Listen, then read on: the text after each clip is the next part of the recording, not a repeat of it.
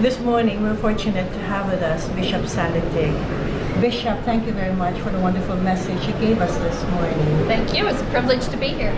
I understand that this is your second trip to the Philippines. It is. And your first time to preside Yes. in our regular session. Yes. How do you compare the flow of the regular session here in the Philippines Central Conference compared to the flow of the regular session in the Missouri area? In the annual conferences and in the jurisdictions, right, yes. I think that it's wonderful to be able to have these sessions in a local church.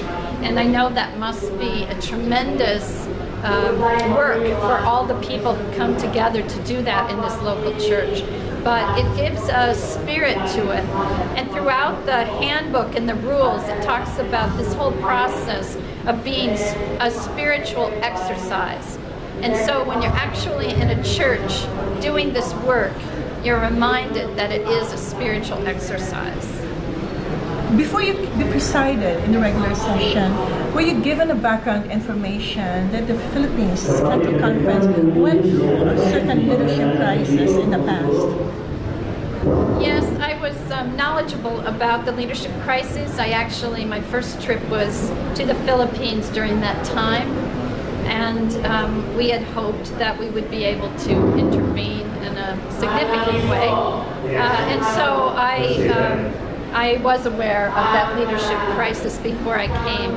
It's a joy for me to be here now and to see some of the same people beginning to really get their wind back, their spirit back, and to be the church, and that's gratifying, even though I know it's been hard.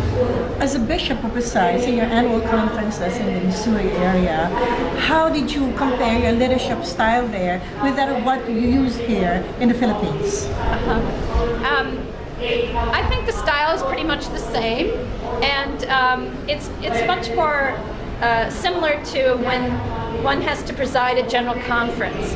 I've been the bishop of the Minnesota area and now Northern Illinois, Chicago area. And in Minnesota, after a short time, you know the people, they know you, you're kind of working together, you understand each other. At general conference, just like coming here, you know, we have to kind of get to know each other a little bit. And I don't know all the people, I don't know their names, and the same thing happens at general conference. But after a day or so, I think you begin to know each other. They know me, I know them. I observe a certain difficulty in the nuances of the languages.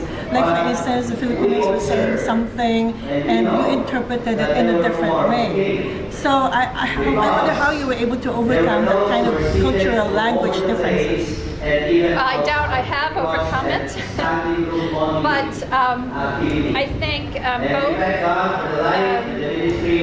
in terms of the actual words, the microphones don't help us. When I talk with people one-on-one, it's much easier, but there's something about the microphone that distorts the sound. And then what I think you're saying is there's just a little cultural difference about how we might understand what's going on. And again, that can happen in any geographical area, even in the United States, certainly here in the Philippines. So you're very patient, you're very gracious, and we seem to have been able to work out things so far.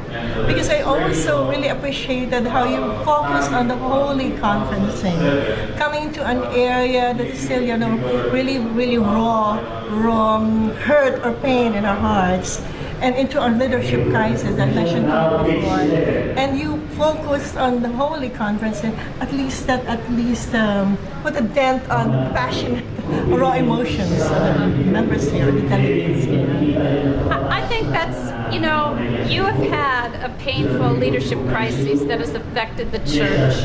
But I think throughout the world, there are many painful places, and we have to remember that we're the church, and therefore we have a power of the Holy Spirit to help us love one another, forgive, and to continue to keep the mission before us. It's hard, though, for all of us about a lot of different things. This is the first time that a regular conference was, placed in in a place outside of Manila. What are your impressions so far on how we are doing now in here in Bayongbong United Methodist Church?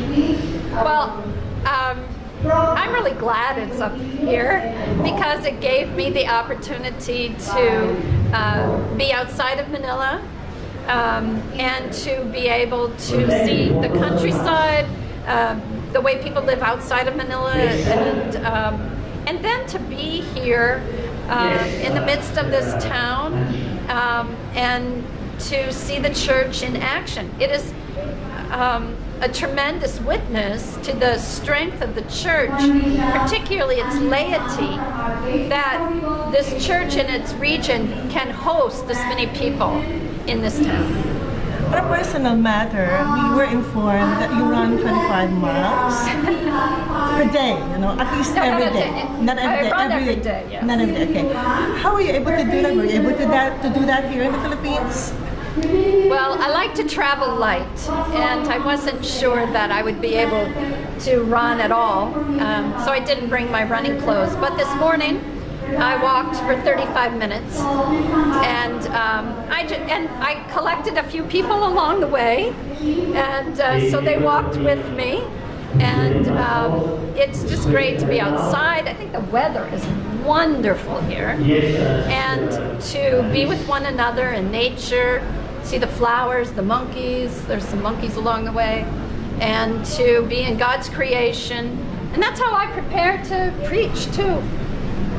Where did you get your inspiration for your message this morning?